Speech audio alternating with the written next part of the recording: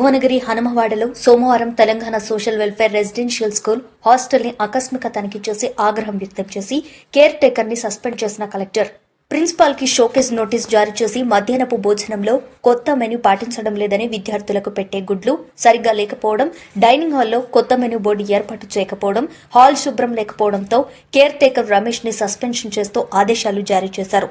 మరియు school principal కి show cause notice జారీ చేయడం జరిగింది.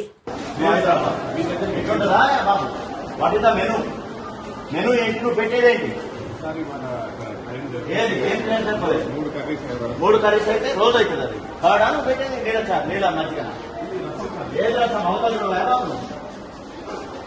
అక్కడ మెనూ ఏది, మెనూ షీట్ ఏది, మెనూ ఏది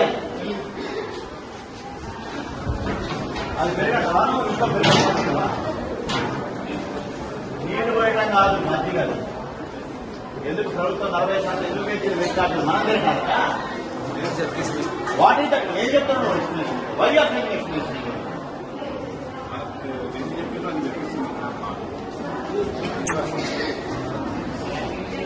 మెనూ ఏది? మెనూ డిస్ప్లే ఎక్కడ?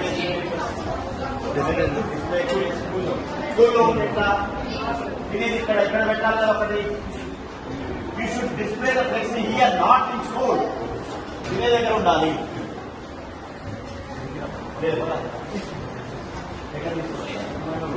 రూమ్ లో పెట్టు.